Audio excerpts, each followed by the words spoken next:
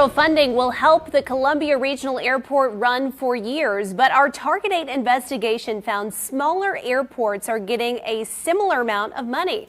Good evening, everyone. I'm Emily Spain. Thanks for joining us.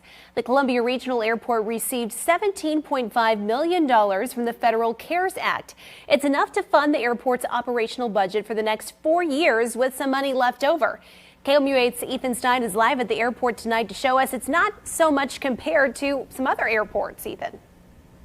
Yeah, the city's getting a check for about $17.5 million. It sounds like a lot of money, especially when you consider the city's operating budget for the airport is only about $1.5 million. But the bottom line is that when you compare these numbers to other airports, sometimes smaller, it's really not a lot of money. You're more likely to find these birds at Columbia Regional than the ones carrying passengers. These empty parking spots show the lack of air traffic at a now quiet airport. Arriving soon, though, is a lifeline. It's worth $18.7 million. The CARES Act gives money to regional airports across the country. Over in Cape Girardeau, the regional airport landed $17.4 million.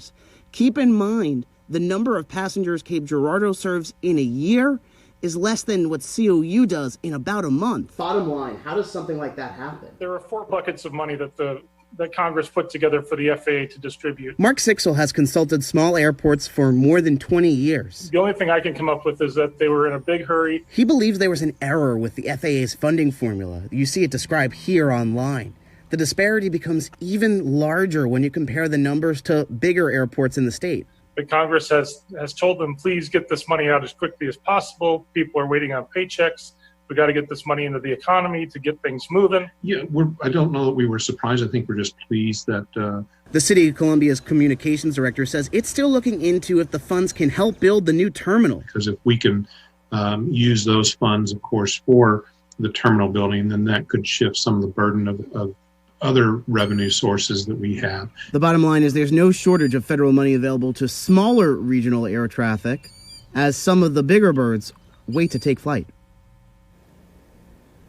Those are just a few of the airports that are receiving federal funds. There's a bunch of them in Missouri that are receiving them. Some include in Jefferson City, Eldon, and Fulton. We have a full map of those on our website at KOMU.com. Reporting live in Columbia, I'm Ethan Stein, KOMU 8 News.